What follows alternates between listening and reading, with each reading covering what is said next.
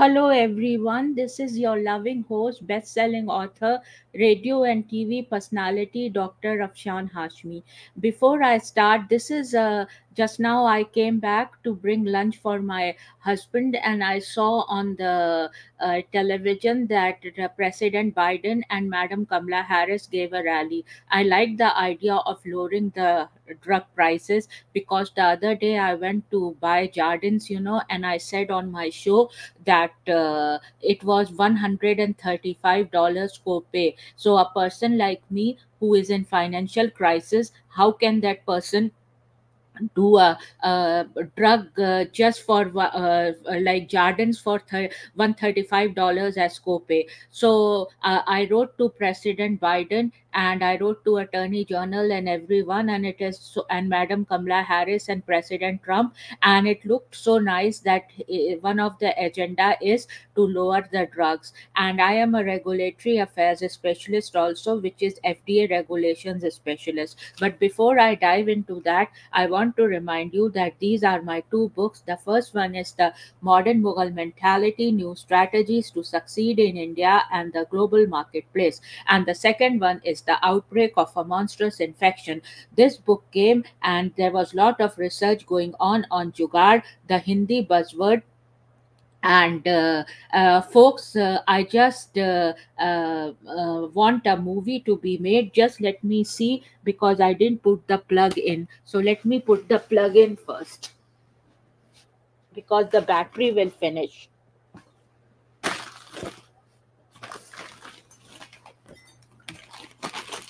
So this, I have to put, otherwise the battery will finish. So I was saying, yeah, these are my two books. The first one is The Modern Mughal Mentality, New Strategies to Succeed in India and the Global Marketplace. And the second one is The Outbreak of a Monstrous Infection. So the first book, it is about Jugaad, thinking outside the box. And the second one is The Outbreak of a Monstrous Infection. And I am a neutral person, although I'm registered as a Republican, and I see the presidential candidate, and then I vote whether it is Democratic or Republican. And I would welcome President Trump and President Biden and Madam Kamala Harris and JD Vance to this platform, because this platform is syndicated worldwide to 300 million listeners, and also all the first ladies, that what they bring to the table. Having said that, I want a documentary to be made of this book. There are many American companies and global companies. And in this book, I want a movie or a web series to be made. So please contact me at Afshan at drafshanhashmi.com. Having said that, folks, let me start with Quran Sharif. And this is study Quran, and the thing I opened was Maryam, and here this page open. So let me read little bit about from here. Idris is identified as truthful, Siddiq, and a prophet, as is Ibrahim. In Idris is also mentioned along with Ismail and Thurul Kif in as among the patients. Some say that his name is derived from the root drs, meaning to study, because of his love of studying.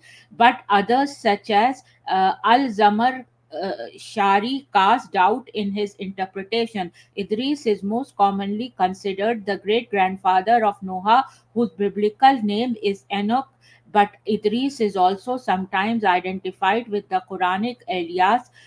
Given his antediluvian dates, Idris is said to have been the first to have written with a pen, to have had knowledge of astronomy and mathematics, and to have made swine clothing from animal skins. He is often referred to by the epithet Abu Hukama, father of the philosophers or sages in Islamic philosophical and metaphysical works. Some say that he was the first prophet among the children of Adam, and that he was given 30 scrolls. That God raised him to a sublime station is reported to mean that God raised him either bodily or in spirit to the fourth or sixth heaven. In a hadith, the Prophet reports having encountered Idris in the fourth heaven during the miraculous ascension through the seven heavens. According to others, Idris has not yet died, having been raised alive or taken directly by God, much like Jesus in his sublime station, may also refer simply to his being a prophet.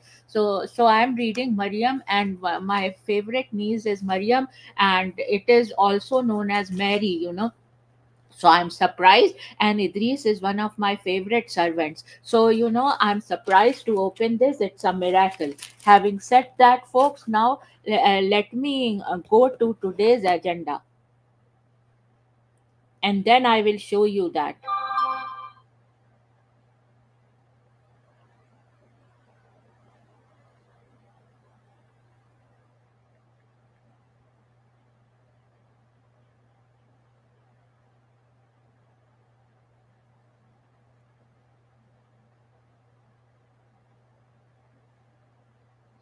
There is a very, very sad story. I got it from People's Magazine, and it says multiple people charged in connection with Matthew Perry's death, including doctors and his assistant. Matthew Perry died in October 2023 at the age of 54 from acute effects of ketamine, according to the Los Angeles County Medical Examiner coroner.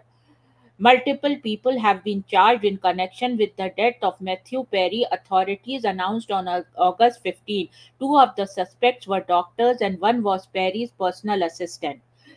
Jasveen Sangha, who United States Attorney Martin has said is referred to as the ketamine queen, and Dr. Salvador Prasinga were named as the first two defendants in the case. Sangha is facing one count of conspiracy to distribute ketamine, one count of maintaining a drug involved premises, one count of possession with intent to distribute methamphetamine, one count of possession with intent to distribute ketamine, and five counts of distribution of ketamine, the Department of Justice announced. So it is very sad, and I was also given, me and my husband were through drone. They were given drugs, and I think it was methamphetamine, because I have worked with methamphetamines, when I was lead medical technologist in University of Maryland Medical Hospital.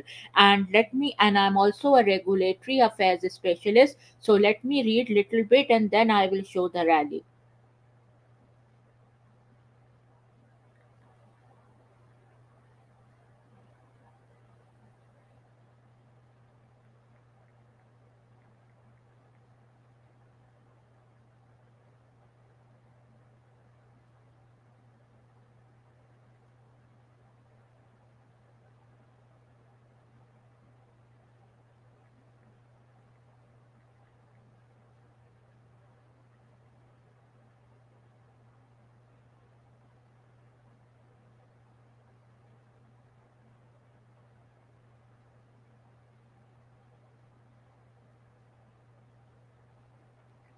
FDA alerts healthcare professionals of potential risks associated with compounded ketamine nasal spray.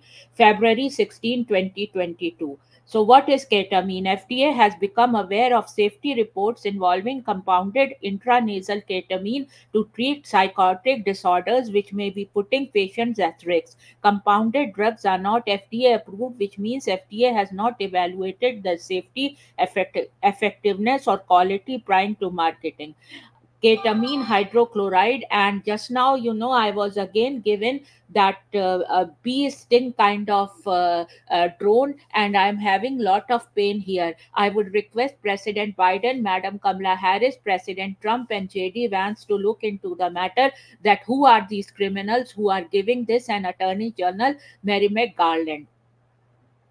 Ketamine hydrochloride, trade name Catalar, is a Schedule 3 controlled substance that is FDA approved as an intravenous or intramuscular injection solution for induction and maintenance of general anesthesia. Ketamine is a racemic mixture consisting of two mirror image molecules, R and S. Ketamine FDA approved labeling for ketamine contains warnings and precautions on hemodynamic instability, emergence reaction, vivid dreams, hallucination or delirium, respiratory depression, and drug induced liver injury, among others. Ketamine is not FDA approved for the treatment of any psychotic disorder. However, the S form of ketamine, which is derived from ketamine and known as Spravato esketamine, is a Schedule 3 controlled substance that was approved by FDA in 2019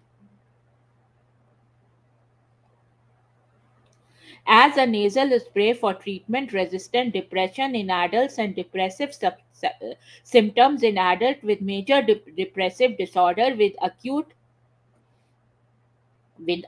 suicidal ideation or behavior in conjunction with an oral antidepressant because of the potential risks associated with Spravato esketamine, including sedation, disassociation, and abuse or misuse. Its label contained box warnings, and Spravato is subject to strict safety controls on dispensing and administration under a safety program called a Risk Evaluation and Mitigation Strategy REMS. The Spravato REMS program requires Spravato to be dispensed and administered in healthcare settings that are certified in the REMS. Spravato cannot be dispensed for use outside the certified healthcare settings. Patient must be monitored inside the healthcare setting after administration for a minimum of 2 years until patients are safe to leave. Though ketamine is derived from racemic ketamine, they are not the same drug. Animal studies have shown the racemic ketamine can cause lesions in the brain of rodents. The relevance of this finding to humans is unknown. Animal studies with esketamine do not show these brain lesions. FDA is aware that some pharmacies compound nasal spray formations of ketamine either alone or in combination with other ingredients, and there have been a concerning number of case reports of adverse events in recent years. Given these reports and the lack of standardized safety measures associated with the use of compounded ketamine nasal sprays, patients may be at risk of serious adverse events and potential misuse and abuse. FDA is issuing this alert due to the increased awareness of advanced events reported, the seriousness of these adverse events, and the likelihood that adverse events related to compounded drug products are underreported, given that pharmacies that compounded drugs under Section 503A generally do not report them. So this was little bit about ketamine, and it is so sad that person died. In the People's Magazine, what I read. And now I would these are all dietary supplements, and I am very much against that. And let me read that how dietary supplements were.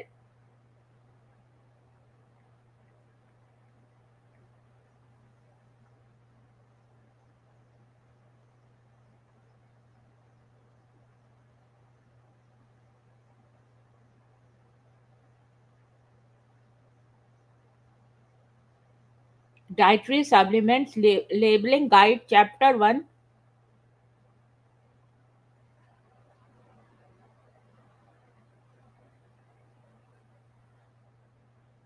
Guidance for industry, questions and answers regarding the labeling of dietary supplements as required by the Dietary Supplement and Non-Prescription Drug Consumer Protection Act. So this is here, and it says introduction. This document provides the guidance to the dietary supplement industry for complying for the labeling requirement prescribed for dietary supplement manufacturers, packers, and distributors by the Dietary Supplement and Non-Prescription Drug Consumer Protection Act. The guidance covers the following topic: what domestic address means for purposes of dietary supplement labeling requirements in Section 403Y of the Federal Food, Drug, and Cosmetic Act. So here it says, on December 22, 2006, the president signed into law the Dietary Supplement and Non-Prescription Drug Consumer Protection Act. This law amends the FDC Act with respect to advance reporting and record keeping for dietary supplement and non-prescription marketed without approved application. I'm not sure if President Bush, the son Bush, who did that. As far as I know, the law was why FDA says that it was passed by Bush. I'm not sure, because as far as I know, it is passed by President Clinton. So if this is wrong, I don't know, or if it is correct, I don't know. So and here And if it is wrong, then why it is in 2006? I'm not sure. So let's do Dietary Supplement Act. And since Dietary Supplement Act has come, there is lot of confusion going on, because they are not evaluated by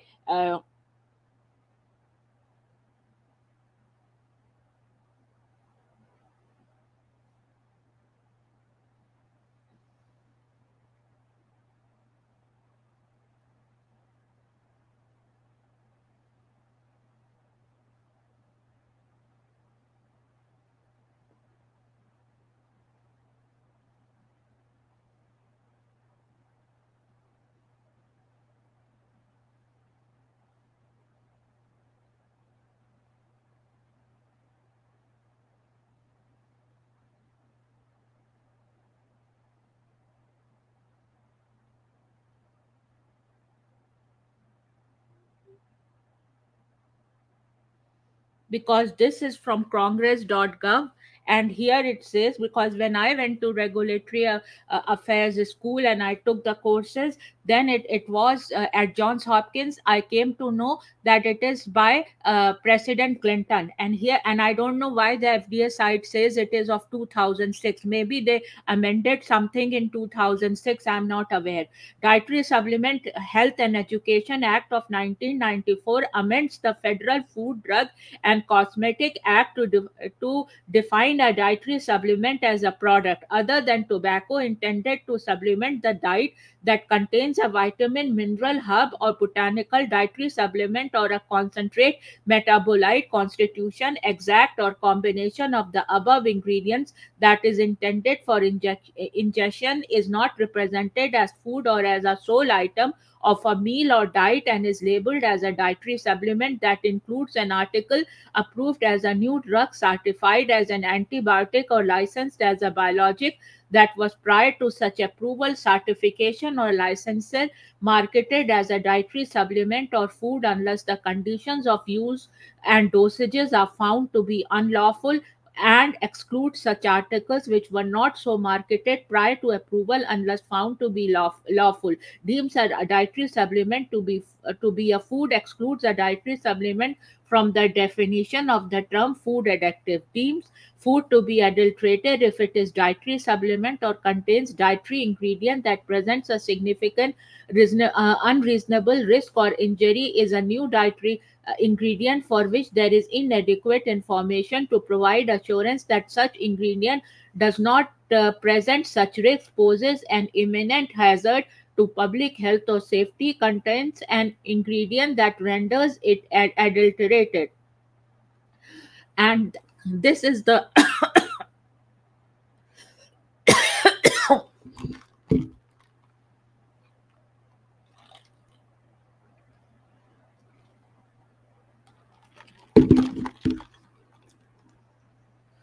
summary. 103rd Congress, 1993 and 1994.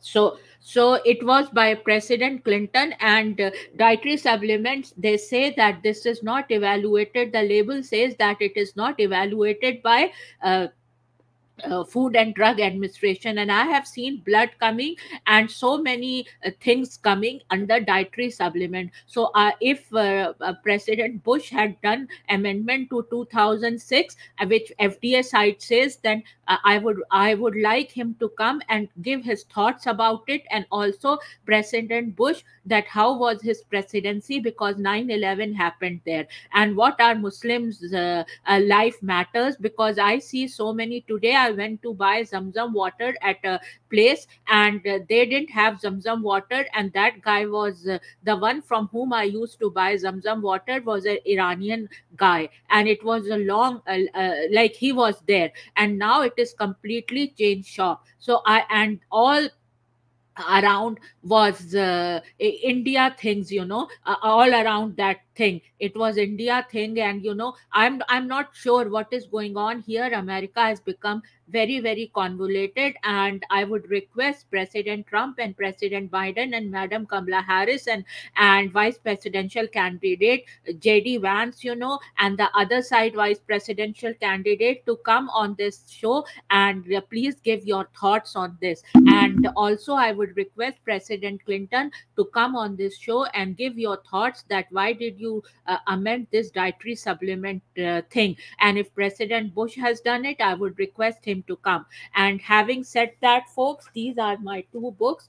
And please go and buy these two books and give me an honest review. The first one is The Modern Mughal Mentality: New Strategies to Succeed in India and the Global Marketplace, and I want a documentary to be made. The second one is The Outbreak of a Monstrous Infection, and I want a movie or a web series to be made. Having said that, these books bring food to the table, and my husband has induced Parkinson and dementia, and we both were, induced with drugs, from drones.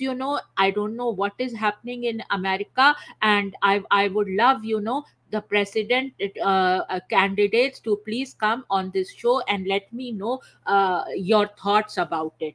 And then there is this book on bread mafia, and please read this book. It is very, very interesting.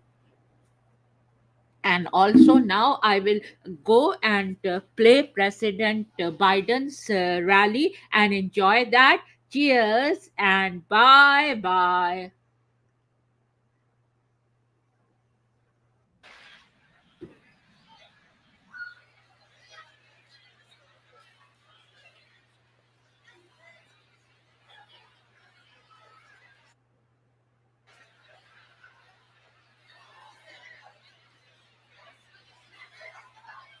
Please welcome Center for Medicare and Medicaid Services Administrator.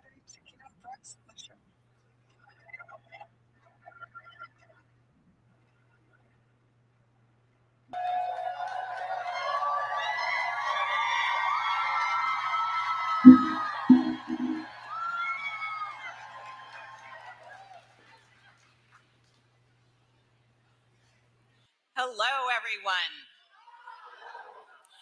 I'm Chiquita Brooks LaShore, the administrator of the Centers for Medicare and Medicaid Services.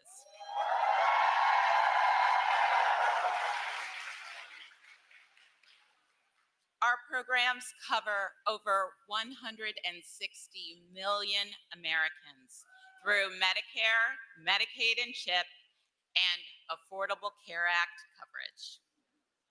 President Biden and Vice President Harris are committed to making care more accessible and affordable than ever, providing high-quality health care for all Americans, no matter what they look like, where they live, or how much money they make. This administration's legacy boasts many firsts, and today's announcement represents a huge first in the history of healthcare, which is decades in the making.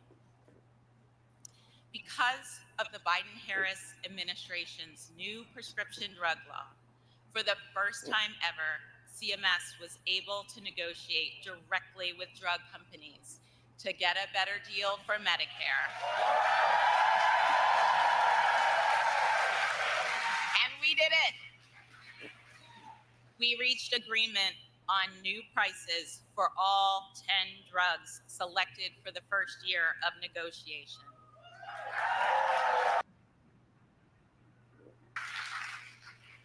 These 10 drugs are some of the most costly and frequently used drugs in the Medicare program. These medications treat diabetes, heart disease, rheumatoid arthritis, cancer, and more. This will save billions of dollars, not just for the government, but also directly for the seniors and people with disabilities who are on Medicare.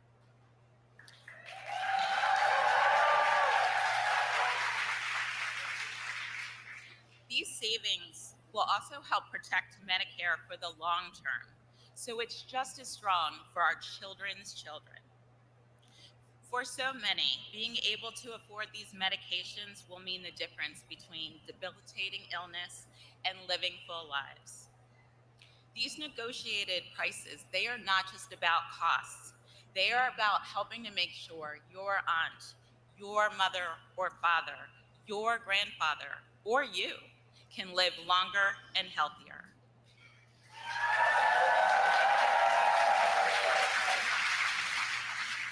And the prescription drug law has already had an impact.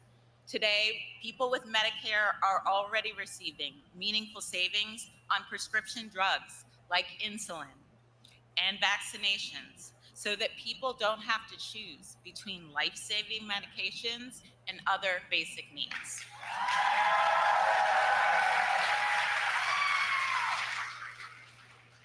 Next year, every person with Medicare prescription drug coverage will have their costs capped at $2,000.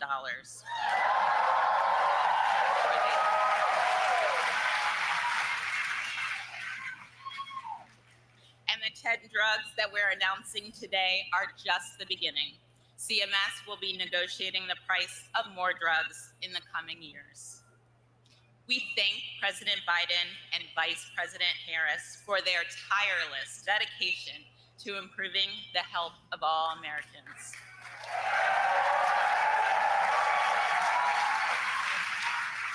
Thank you, and please enjoy the remainder of the program.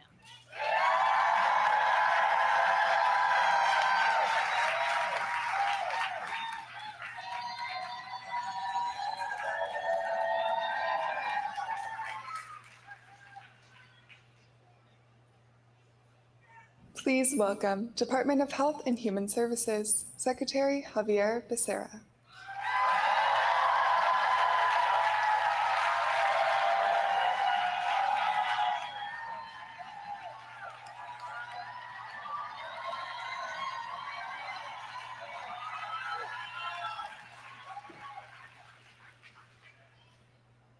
Wait a minute. I think some of you made a mistake. The Beyonce and Taylor Swift concert is about 5 miles that way.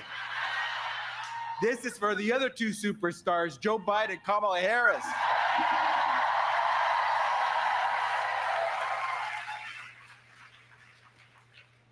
Okay, I'm going to tell you something you already know. We pay way too much for prescription drugs in America. I know you've heard this story too. How many of you have that grandmother, the uncle, the neighbor who has to cut their pills in half so they can last longer, or who has to skip a dose of the medicine so they can wait till they can afford to buy the next batch of medicines that they need? That is not America, where you cannot take your medicine when you need it. And it is time to fix a broken drug pricing system.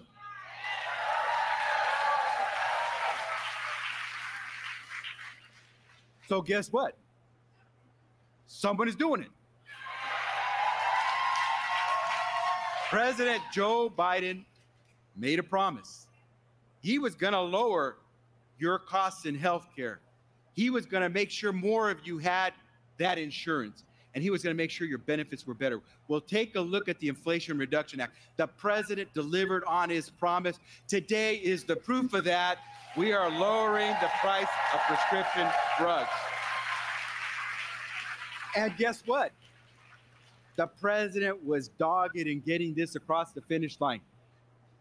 But it would not have become law unless the Vice President of the United States, Kamala Harris, had cast the tie-breaking vote to make it the law.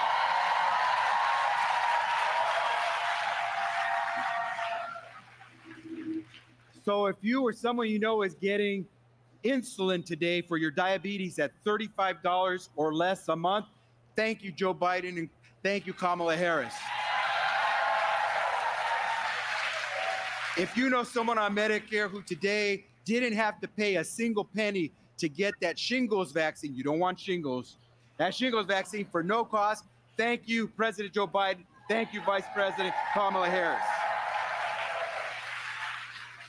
And if you happen to be one of those unfortunate Americans who has cancer but is fortunate to be on these cancer drugs that might save your life but cost thousands of dollars. And next year, starting next year, the most you'll have to pay out of pocket in Medicare is $2,000 altogether. Thank you, Vice President Kamala Harris. Thank you, President Joe Biden. And I know someone here will recognize the name of Januvia. That is a drug that treats, there we go, there's a hand that went up right there. As you know, that's a drug that treats diabetes, right? You know how much the company that makes Januvia lists it as its cost? $527. Well, we engaged in negotiation because we think we can get a better price. At the end of our negotiations, you know what price they're going to charge Medicare? $113. That's a 79% savings. Some of you may know about the drug Farxiga. That's to treat heart and kidney disease. The drug company that makes Farxiga charges $556 for a month's supply of that drug. We negotiated that drug for Medicare, $178.50. Because President Biden and Vice President Harris made the Inflation Reduction Act, which I... Okay, folks, so I just hopped in because he was just talking about Junevia, and that was $135 copay. And I wrote to that President Biden, President Trump, as well as to Attorney General and Madam Kamla Harris and everyone. And I am so happy, that that drug price is lowered, and I'm so happy. Lots of love, and I'm so happy, because my husband needs that. And love you, Kamala Harris, and love you, President Biden, for that.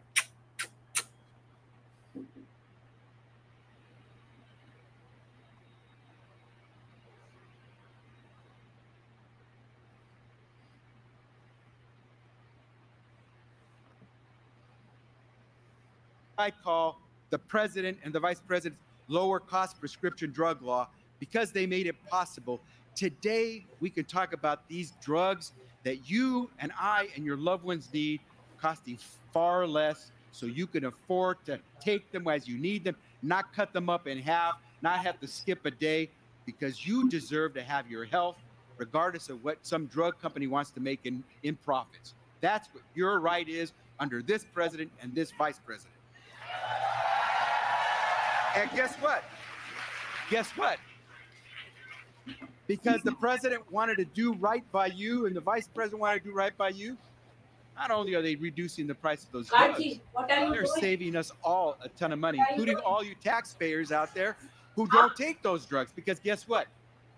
This negotiation, just these 10 drugs, is going to save the Medicare program and taxpayers who will pay for it $6 billion 1 year. And those Americans who take one of those 10 drugs today, you pay out of pocket some of your money, because sometimes you have to pay some of the money beyond what Medicare pays for you. Those Americans, when these prices take effect, because they won't take effect until January 1st, 2026, but when they do, you all are going to be saving, just in these 10 drugs, about $1.5 billion out of your own personal pockets. And so it makes a difference who's leading this country.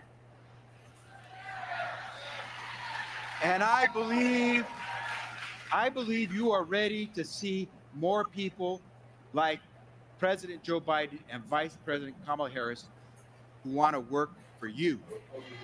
And you want people who make a promise and keep it. And we all are going to work really hard, because we want to continue to drive down the price of those prescription drugs.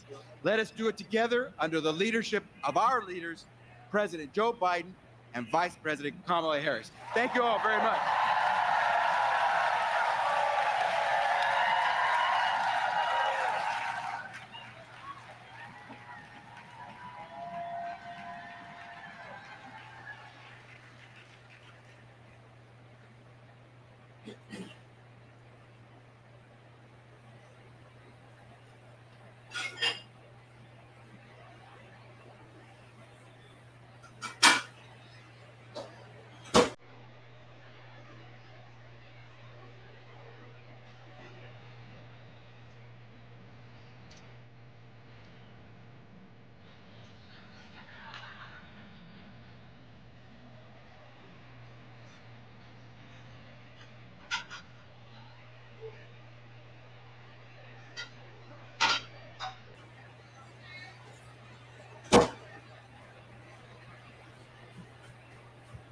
Please welcome Senator Ben Cardin.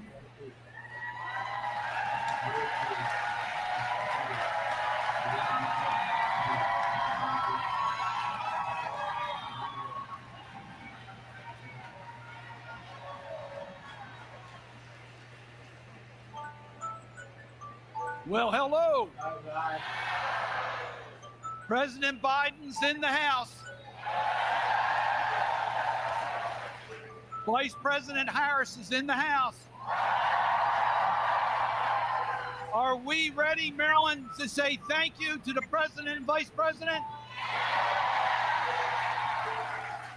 I am so honored to represent you in the United States Senate, and I bring greetings from my seatmate, Chris Van Hollen, who's worked tirelessly to reduce the cost of prescription drugs. He sends his best. He's sorry he couldn't be with us. We do have Team Maryland here. Governor Moore will be here. You heard from County Executive Alsobrooks. We're all here to say thank you.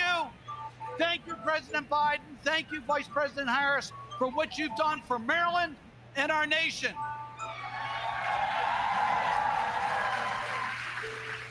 You stood by us during the tragedy of the Key Bridge, being with us every step of the way. You protected our Chesapeake Bay. You passed legislation, the PACT Act, to help our veterans. You've helped us with building an infrastructure in our country. You protected jobs with the CHIPS and Science Act. You took on the gun industry with the Safer Communities Act.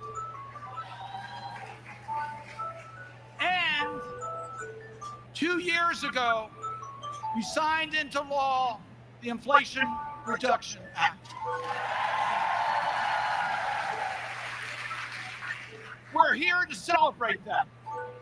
We're here to celebrate what that means. Because as Secretary Becerra just said, it's going to help us control inflation. How? Reducing $6 billion of unnecessary taxpayer costs in the first year with negotiated prescription drug costs. That's a big savings. Thank you, President Biden. Thank you, Vice President Harris, for getting that done. The Inflation Reduction Act helps us, puts a cap on out-of-pocket prescription drug costs. It's going to save you money. And we know the direct savings in regards to insulin at $35 a month cap, saving an average family over $500 a year. These are big savings as a result of the passage of the Inflation Reduction Act. But how did this happen? I got to take you back over 20 years ago, when with only Republican support, Big Pharma won a big victory in Congress when the legislation prohibited the government from negotiating price of prescription drugs.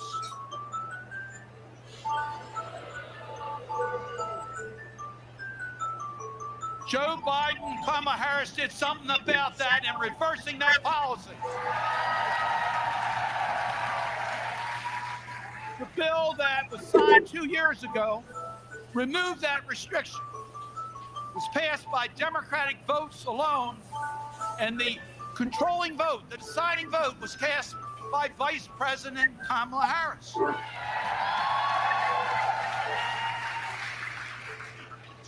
She passed that because she's president of the Senate. President's a good title for her.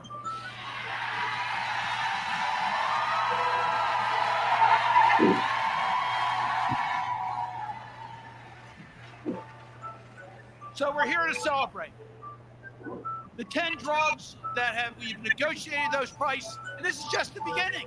This is just the beginning. will save in the first year the $6 billion for taxpayers, $1.5 billion for the users of these drugs. These are big victories to celebrate, and that's why we're here, to say thank you to the president, thank you to the vice president for what you've done for our nation. You've delivered for Maryland, and you've delivered for Americans. And we're here to say thank you, and we're so proud that you are with us today. So let me just conclude by saying thank you for allowing me to represent you in the United States Senate.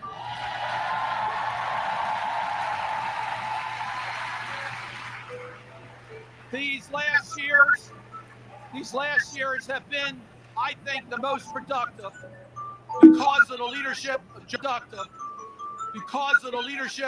Biden and Kamala Harris. Thank you. God bless.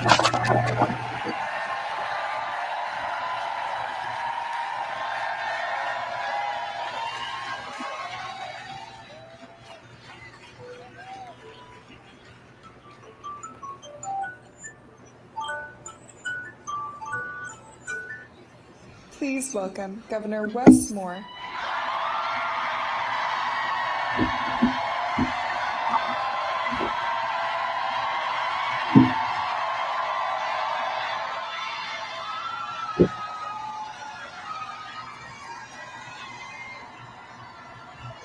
What's going on, Maryland? What's going on, Prince George's County? Man,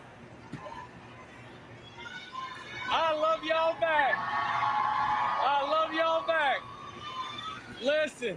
Listen, I'm ready. Y'all ready? I gotta tell you right now, we got a couple folks who are back here. In a few minutes, you're gonna hear from not just the 46th President of the United States, Joe Biden,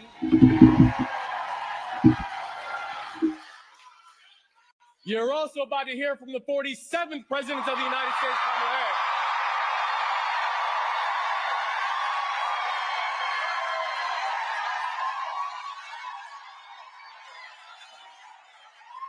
It feels good, don't it? It is great to be here. It is great to be here in Prince George's. It is great to be here at Prince George's Community College.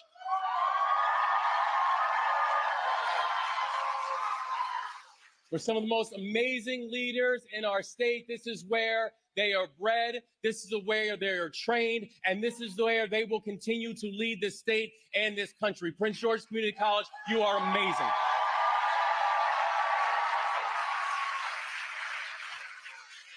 And I got to tell you, it also feels good to be here, particularly for the kind of announcement that we're about to make. I love you back. But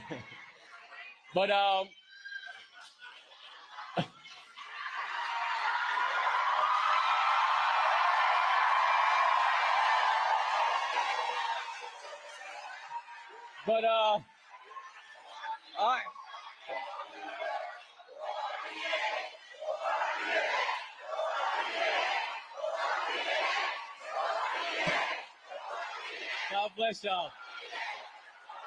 God bless y'all. Y'all, I love y'all. But listen. I am so, listen, y'all need to hold up because we're trying to bring the president and vice president out here, y'all. But I'm being serious. I'm being serious when I say how important it is to be here, particularly for the kind of announcement that we're about to make. Because as we've seen, elections have consequences. And the reason that we are about to hear the kind of announcements and the kind of work that have happened is because 4 years ago, we elected Joe Biden and Kamala Harris to be the leaders of our country.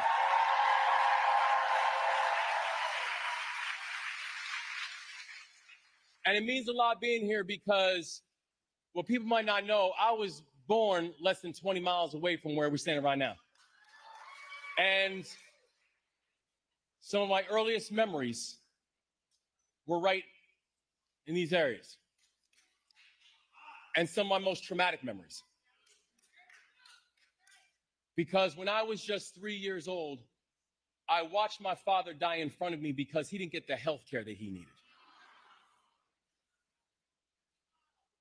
I don't come from a family that's used to making policies. I come from a family that's used to suffering the consequences of them. And so to be here in this moment, I'm here to say that this moment right now, this is personal. And it's exciting to know that we have an administration who sees us and who fights for us.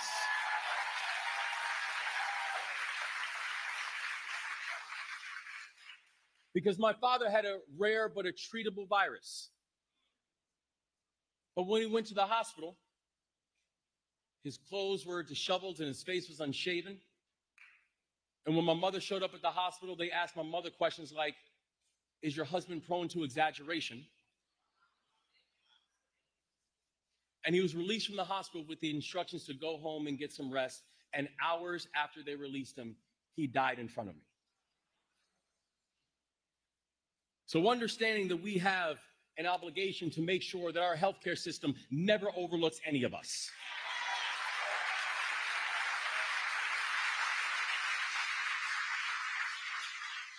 Knowing that for so many of us here today, we have been shaped by a brokenness of a healthcare system. That we know that we had fundamental work to do because in many cases, the issues that we are discussing, these are not academic. We do not need white papers to explain it because we have grown up in it.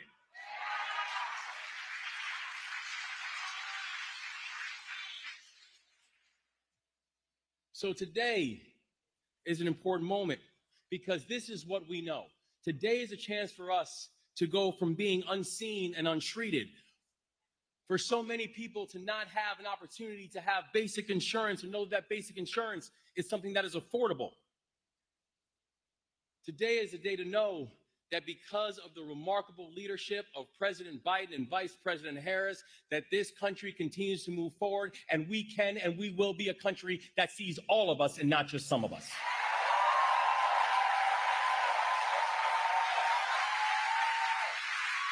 Because what this administration is doing, this administration is saying, we are not just going to pave over the cracks, we're going to fix the infrastructure. This is an administration that has both protected our basic rights and made sure that our basic rights are affordable. And that's what today is all about. That today we join in partnership to announce new efforts to make prescription drugs more affordable through the Inflation Reduction Act, with this administration got done.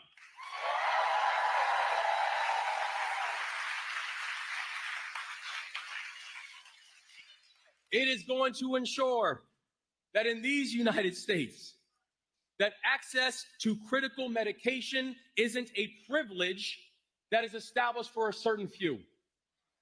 That access to quality education is not something that we use miserly in this country, but it needs to be something that we all can afford. And we know the movements of this administration that this is not the first and it won't be the last. And they know that in our Maryland, they have a full partner inside this work.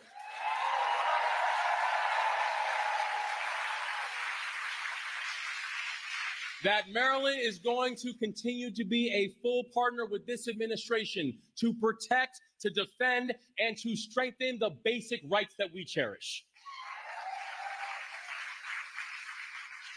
That in our Maryland, we are working to lower drug costs through our first in the nation Prescription Drug Affordability Board.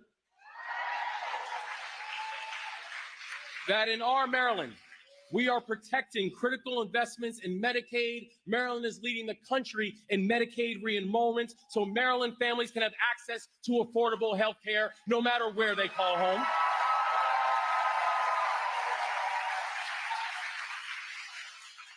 And when we're talking about health care, that also includes the fact that in November, we've got a chance to vote, y'all. We've got a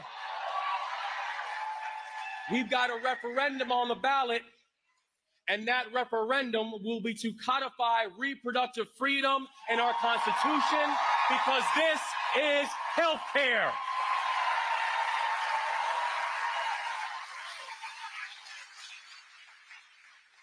So together, we are going to build a future that is more affordable. We are going to build a future that is more accessible. And we are going to build a future that is more just. So whether you are a Marylander who calls Largo home or Upper Marlboro, we got some UMs in here, huh? That no matter where you call home, you should be able to afford treatment for your arthritis. Whether you are a Marylander that happens to call Suitland home, you should not have to worry about choosing between rent and the drugs that you need that's going to support you after you have a stroke.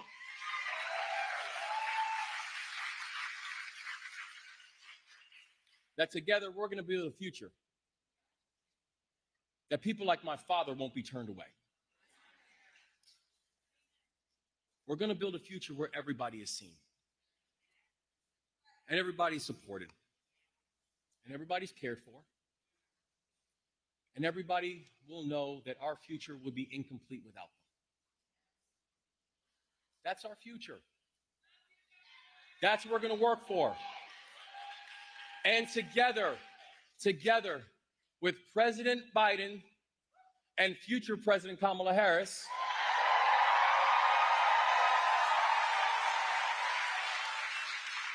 we are going to build a future where we leave no one behind. God bless you guys, and thank you so much for all you are.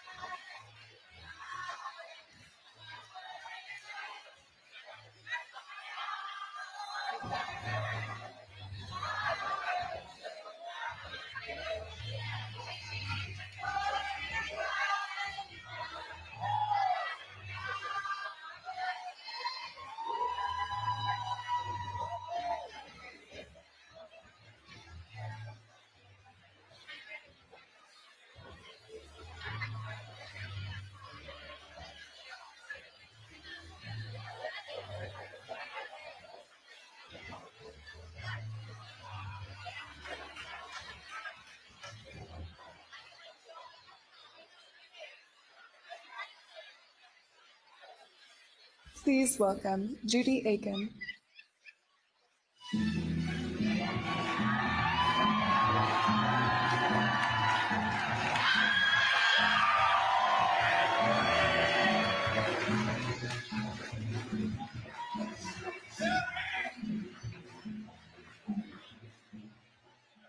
afternoon, everybody.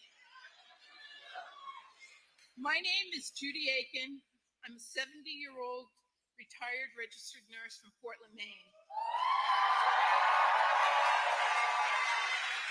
where I live with my husband of 47 years, our 2 beagles, and our son and granddaughter live nearby. Also, for over 4 decades, I've battled psoriatic arthritis and psoriasis that's taken a heavy toll on my body. But nothing could prepare me for the financial strain that came with the high cost of the drugs I need to live my life, including Enbrel, which comes with a staggering list price. Last year alone, I spent over $9,000 out of pocket just to afford this one drug.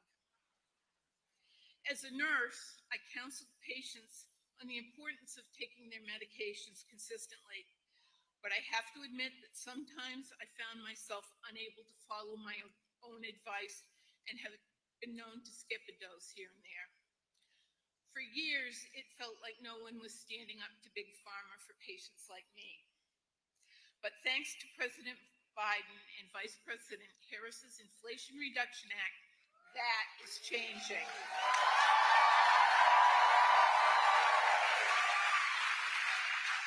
Now, Enbrel is one of the first 10 drugs up for Medicare negotiation. The thought of a lower list price for this essential medication feels like a lifeline. President Biden didn't just make a promise, he kept it. Because of the Biden-Harris administration's actions, my husband and I can finally breathe a little easier. That's why it is my great honor to introduce the team who leads the fight to put patients above profits. The President of the United States, Joe Biden, and Vice President Kamla Harris.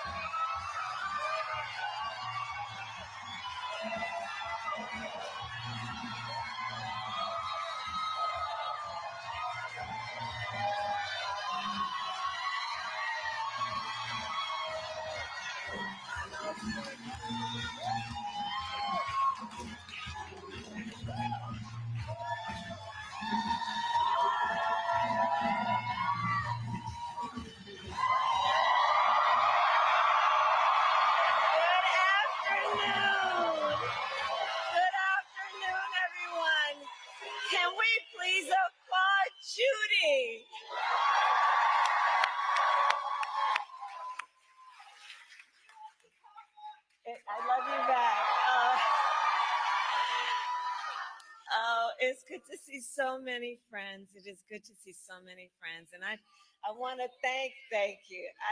Thank you. And let's please thank you. I love you back.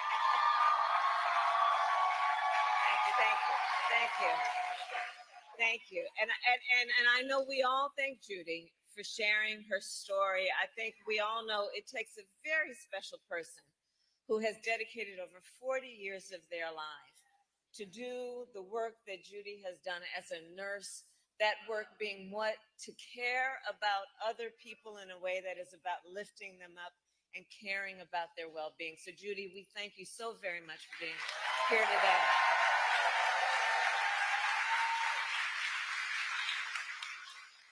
I want to recognize the incredible Governor Wes Moore.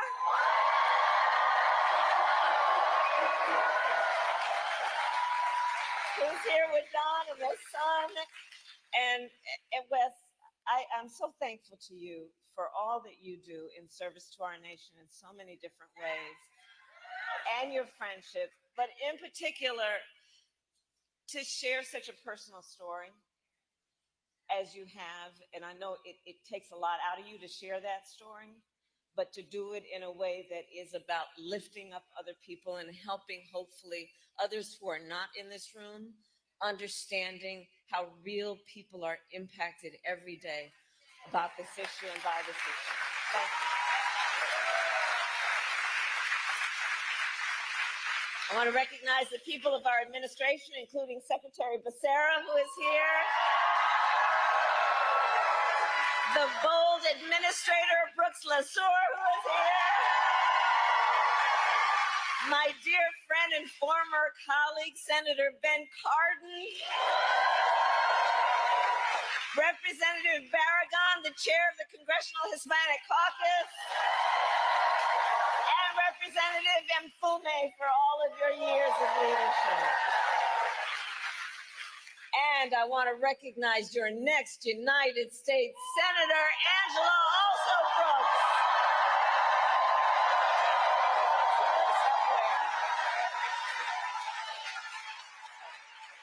And I've worked with her over the years. I'm telling you, Marilyn, you're going to do a great thing when you send her to the United States Senate. And of course, I could speak all afternoon about the person that I am standing on this stage with.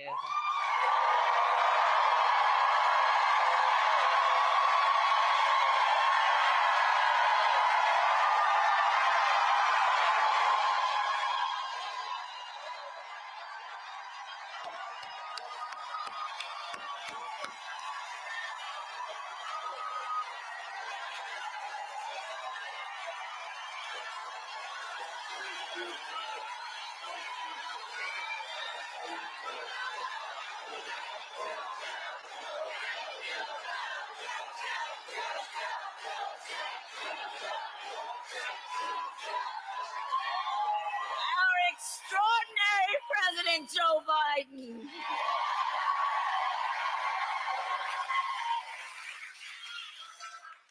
And he's going to speak in a minute, but there's a lot of love in this room for our president. And I think it's for many, many reasons, including few leaders in our nation have done more on so many issues, including to expand access to affordable health care than Joe Biden.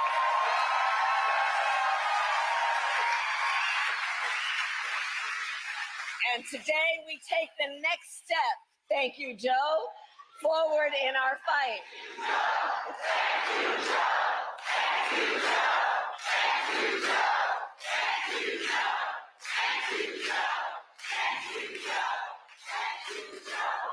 So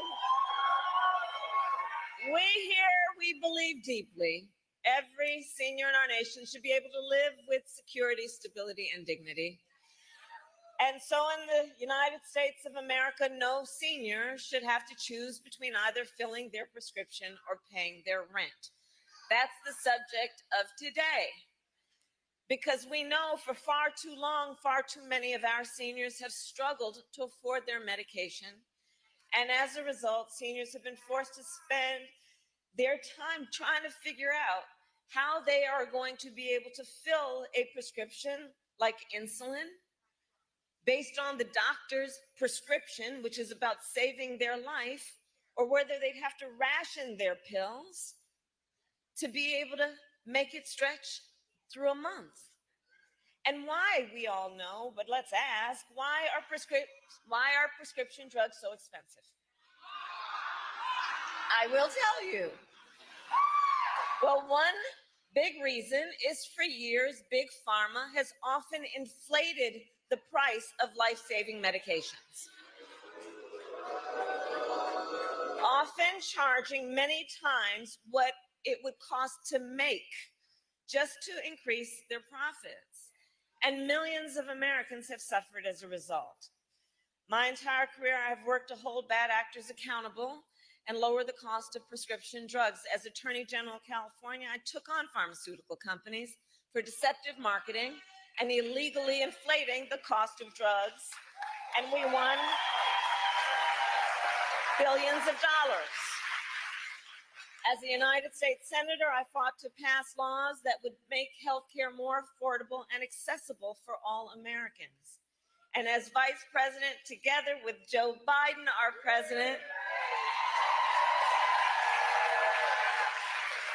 we finally addressed the longstanding issue that for years was one of the biggest challenges on this subject, which was that Medicare was prohibited by law from negotiating lower drug prices. And those costs then got passed on to our seniors, but not anymore.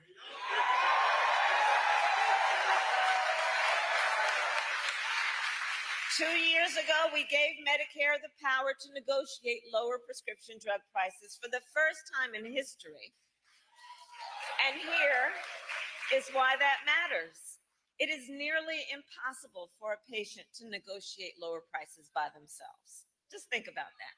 Somebody who needs the medication, who may be suffering from a serious illness, that they would by themselves be able to negotiate against a big drug company to lower that prices is virtually impossible. It's one person against a huge corporation.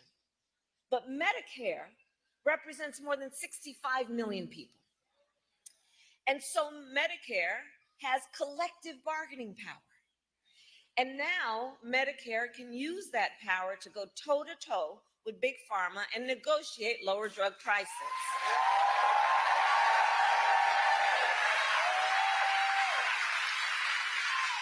Thank you, Joe.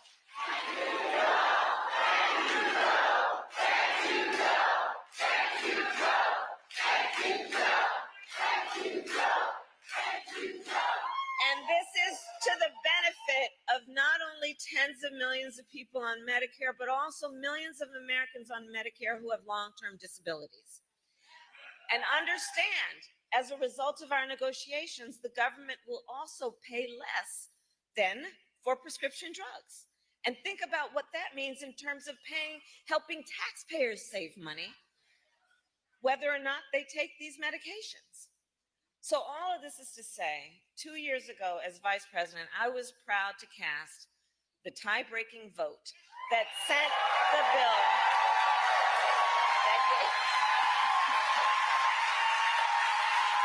that gave Medicare the power to negotiate and let it get to the president's desk. And I was proud when our president, Joe Biden, signed that bill into law.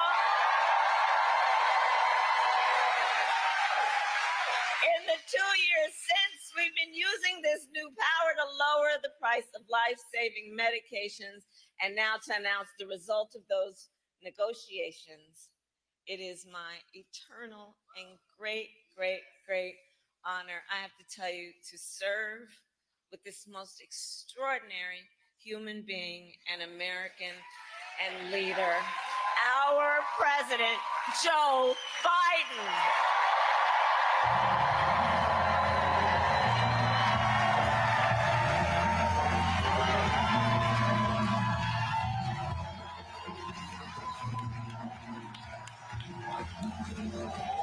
Thank you, thank you, thank you.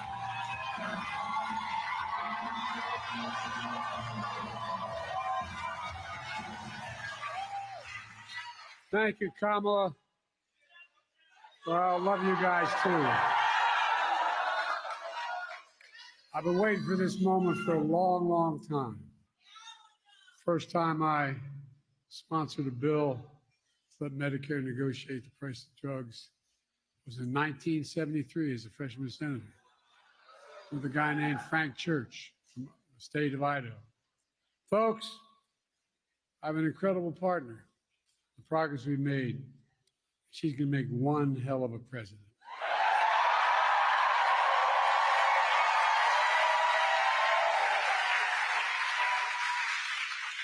And Judy, thank you for sharing your story. It's a really one for far too many Americans. People like my dad used to lay in bed at night when they lost his insurance as the company he worked for, staring at the ceiling, literally, and you've all experienced, you know people who have experienced this, wondering What in God's name happened if my wife gets breast cancer, or if I get sick, or my children get seriously ill? What happens? What in God's name? How can we pay for the drugs, prescription drugs? I'm serious. These are the discussions. You know it. Do we have enough insurance? Can we afford the medical bills? We'll have to sell the house to get a second mortgage. There are discussions that took place in my house and your house. Kamla and I both get it.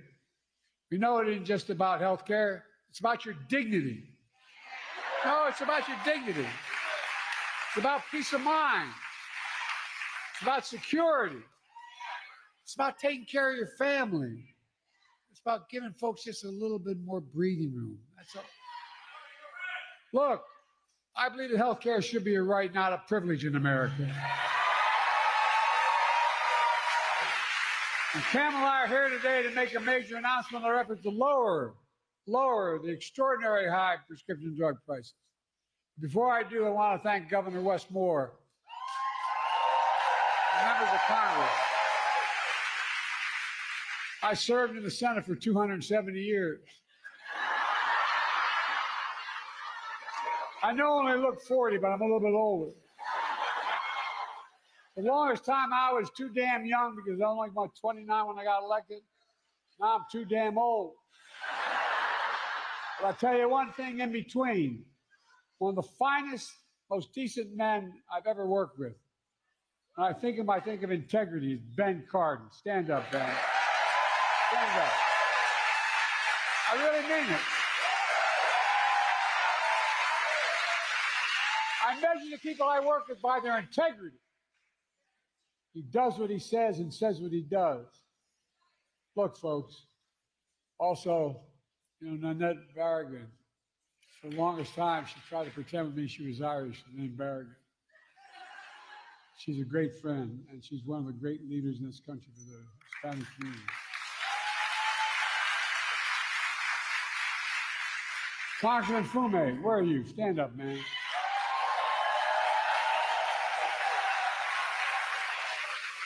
I've never once gone to this man and asked for help, and I haven't gotten it. Not one single time. Thank you, pal. Thank you. And you're soon to be senator.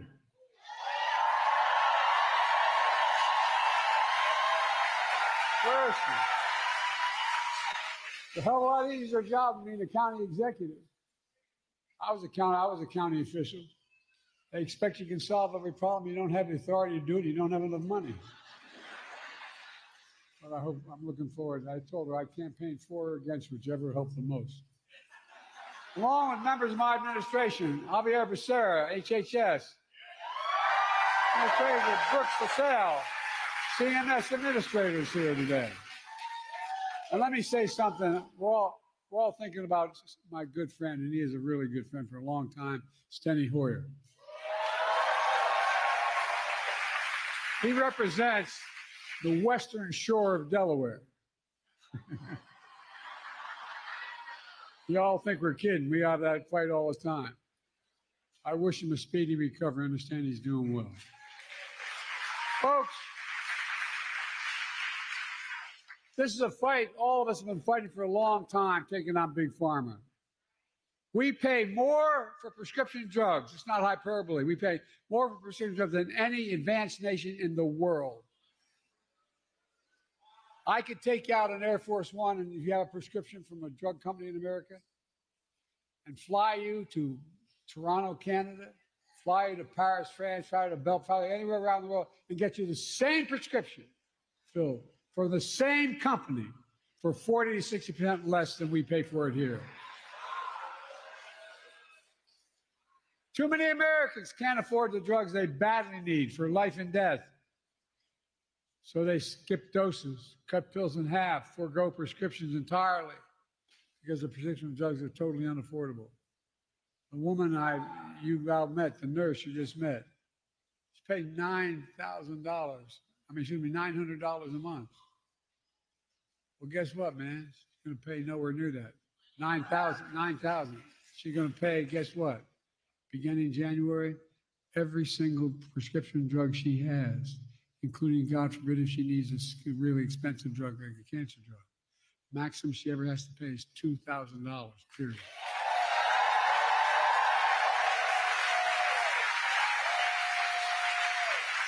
That's why from the time I was in the Senate, I worked tirelessly to give Medicare the power to negotiate lower drug prices, just like the Department of Veterans Affairs.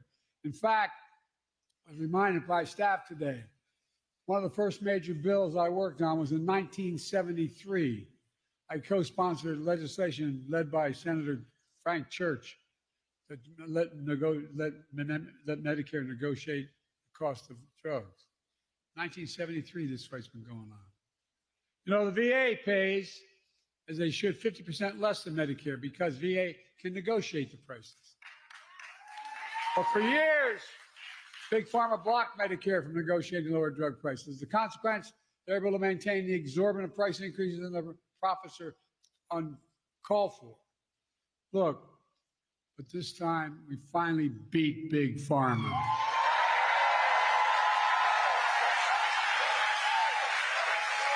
And I might add, with no help from Republicans, not a single Republican voted for this bill, period, not one in the entire Congress. Now, the reason I say that is not to make a political point about them, not if they've gotten their lesson, but guess what? They want to, the guy we're running against, what's his name? Donald Dump or Donald, whatever. They want to get rid of this, what we passed. They're fighting to get rid of what we've just passed. No, I'm serious. No help from Republicans passed the Inflation Reduction Act thanks to the tie-breaking vote of Kamla made it possible.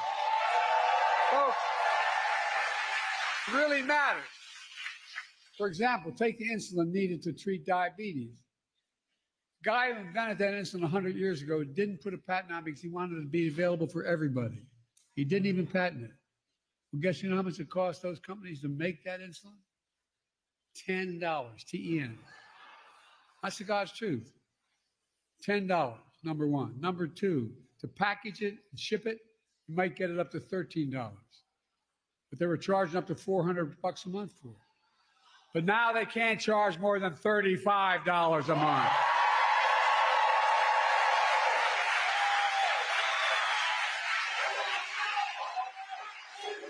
It's a big deal. No. Look, $35 a month. These guys still make enormous profits. That's 3 times what it costs them to make it. The initial legislation capped the cost for everyone on who needed that insulin. How many of you know anybody needs insulin for diabetes? Raise your hand. Okay, well, guess what? For the next 3 months we got here, I'm not leaving here, and Kamala, when she's president, going to make sure if we don't get it done, everybody should qualify for that $35 a month. Every American. I mean it. Folks, that's not all. The same law we wrote, means starting in January of this year, every senior in the United States of America, no matter what their cost of drugs, and like I said, some of these cancer drugs are $12,000 a year. Every single penny they spend, they never have to spend more than $2,000 a year for all drugs. All drugs. And we're going to fight to make sure everyone qualifies for that as well. Look, all together, our reforms not only save lives, but here's the point people don't talk enough about. It saves the taxpayers billions of dollars. What we've done so far will save the taxpayers over the next 10 years $160 billion. Taxpayers, lowering the debt. I mean it. Because they don't have to pay the price, exorbitant price that Medicare had to pay before. They're going to pay $35 instead of $400. Folks, and those savings are only going to increase for American taxpayers because it matters. Look, but that's not all the Inflation Reduction Act did. Last summer, I announced under that law, Medicare is going to select, and it's already passed law, 10 drugs a year, going up to 20 till we get every single drug every year. Drugs treat from everything from heart failure blood clots, kidney disease, arthritis, blood cancers, and more. And today, I'm proud to announce that Medicare has reached agreement with all manufacturers on all 10 drugs selected in the first round of negotiations. The new lower prices for all 10 drugs will go into effect in January of 2026, not this January, next January. Negotiations cut the price of these 10 drugs for Judy and others who are Medicare nearly 40 to 80%, depending which drug it is. Let me give you one example. Non-insulin diabetes drugs cost $530 a month. Some of you may know that. Guess what? It's now only going to cost $115.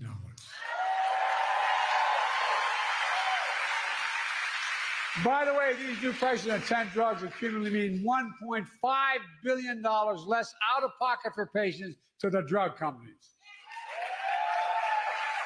Lower copays for many of the 9 million seniors who take these drugs. That's not all. We're also saving the American taxpayer because of the new changes, $6 billion a year, because Medicare won't have to pay out them. Imagine that, $6 billion a year. But we can do that for child care and health care and so much more. We're just getting started. Under the law I signed, Medicare can negotiate lower prices for another 15 drugs next year, 15 the following, and 20 after that, till every drug is covered. That's the law, now. This is another really big deal. It means that Americans can save more money on from life-saving medications they need and deserve. And bring peace of mind. It's hard to explain. Kamla and I are going to keep fighting to lower the prescription drug costs for everyone, not just seniors. It's a fight that we have to continue. Folks, but guess what? Surprise, surprise. Big Pharma doesn't want this to happen at all. The pharmaceutical industry last year spent $400 million lobbying the Congress to stop this. $400 million. Worked pretty well. They didn't get one Republican voting against them. They all voted for him. Republican allies stuck with him. And the ability of the federal government to negotiate lower drug prices was tried to be stopped. But Kamla and all of us in this room, we're going to keep standing up for Big Pharma. I fought too damn hard to yield now.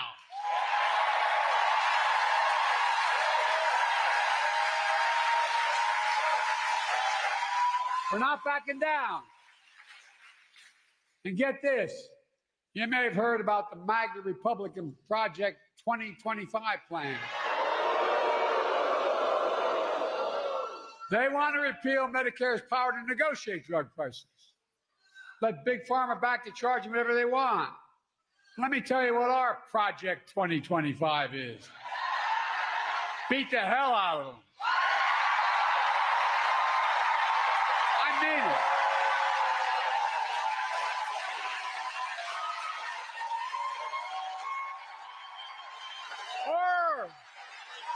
In January 25, total prescription drugs costs will be capped at $2,000, no matter how expensive they are. And some are expensive as $12 a year, $12,000 a month, I should say. Kamala Harris and Democrats in Congress will make sure that $2,000 cap covers everyone, not just seniors as well. Insulin costs just $35 for everyone, not just seniors. Our Project 25 will lower prescription drug costs for you, your families, instead of handing Big Pharma a big blank check. And look, and in the process, this is what we don't talk enough about, I don't think. In the process, we're going to save the taxpayer. The budget's going to be reduced by hundreds of billions of dollars. Hear me? Hundreds of billions of dollars. Just the first year, the first thing we passed, is $160 billion less that the government's going to have to pay out to farmers. But guess what? It can pay out for education, it can pay out for health care, it can pay out for so much more, or it can just simply reduce the deficit he has exploded. Folks, that's what I call a win.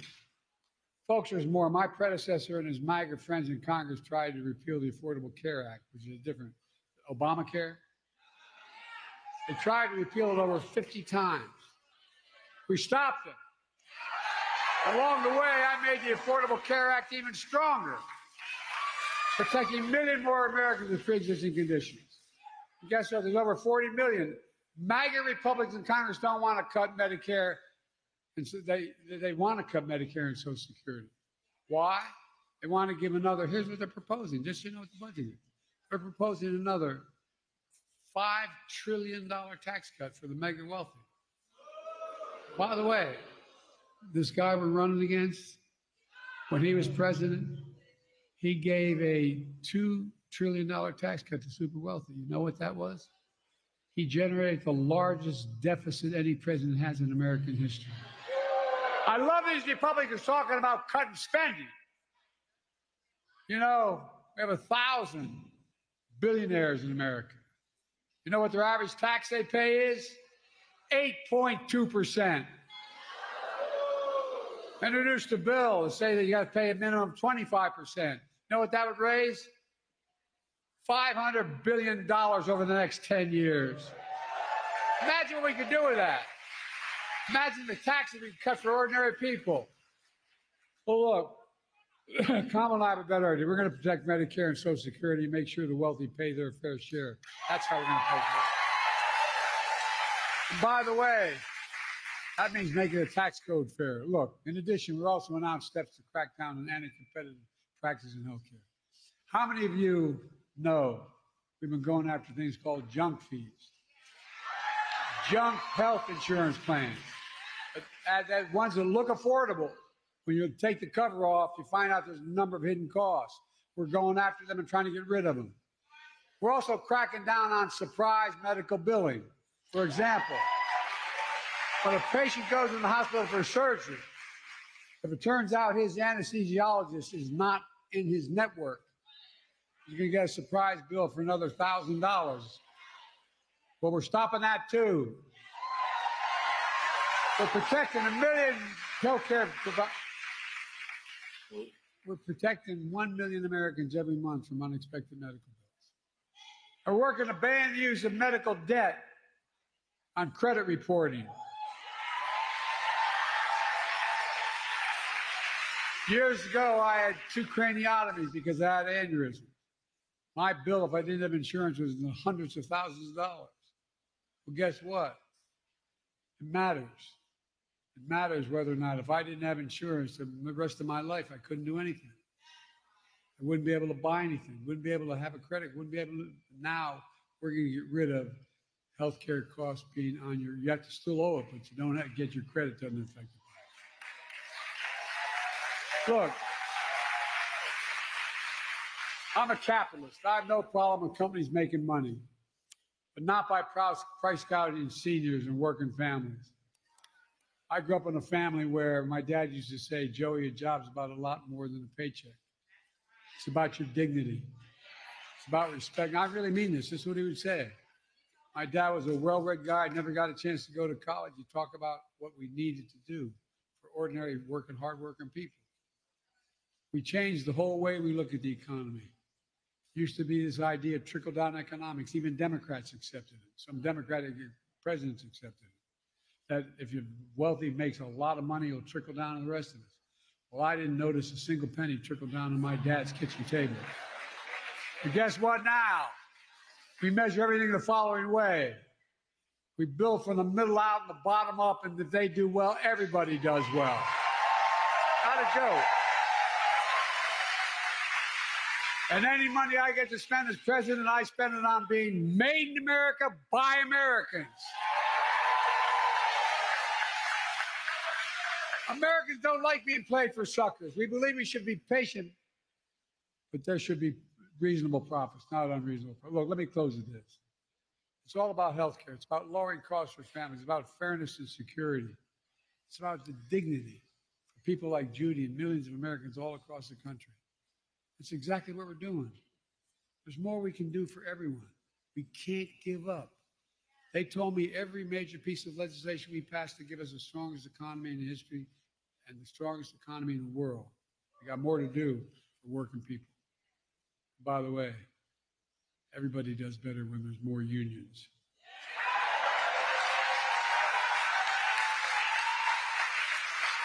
But we're finally getting it done.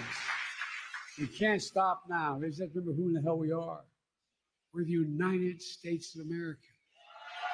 Not There is nothing beyond our capacity in this country. We work together. Nothing. I'll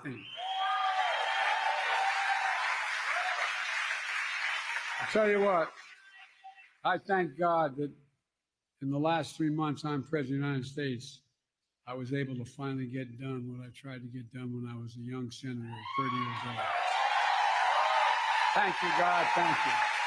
God bless you all. May God protect our troops. Thank you, thank you, thank you.